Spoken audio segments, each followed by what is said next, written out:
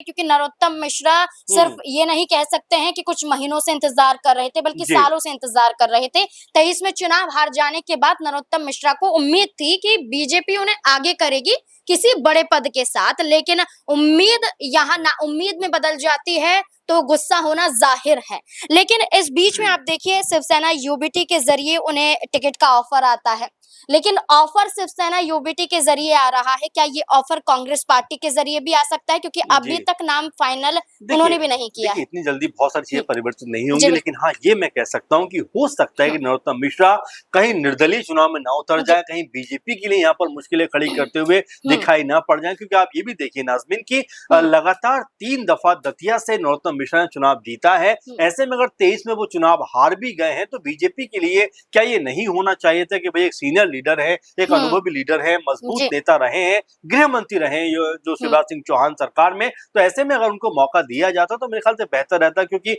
ये बात मैंने आप ही के प्रोग्राम में कही थी कि अगर उनको यहाँ पर मौका मिलता है तब भी उनके लिए आजमाइश का दौर जरूर रहेगा कि चुनाव जीतना फिर उनके लिए चुनौती रहेगी, और अगर वो चुनाव हार जाते हैं तो राजनीति पे कहीं ना कहीं उनके अंकुश लगता हुआ दिखाई पड़ेगा। लेकिन अगर उनको टिकट नहीं भी मिलता है तब भी आप ये मानकर चलिए कि बीजेपी के लिहाज से उनकी जो राजनीति हो सकता है उसके ऊपर फुल स्टॉप लगता हुआ यहाँ पर दिखाई पड़ जाए। क्योंकि उम्र भी अब हो सकता है उनकी आड़े आती हुई दिखाई पड़ जाए, क्योंकि 66 साल के होने वाले हैं, 2028 में चुनाव होना है, उस समय 68-69 साल के वो होंगे। तो क्या बीजेपी की उस लिस्ट में वो शामिल रहेंगे, या कुल मिलाकर ये माना जाए कि नरोत्तम मिश्रा से आगे अब बीजेपी ने देखना शुरू कर दिया है और आशुतोष तिवारी जो एक बड़ा चेहरा बनकर उभरे हैं, तो बिल्कुल इसमें कोई दो राय की बात नहीं है कि यहाँ पर वो नरोत्तम मिश्रा की जगह लेते हुए दिखाई पड़ेंगे। और नाज़मीन, हमें ये भी समझने की जरूरत है कि बीजेपी ऐसा बारंबार करती रही है। यही मध्य प्रदेश है जहां पर शिवराज सिंह चौहान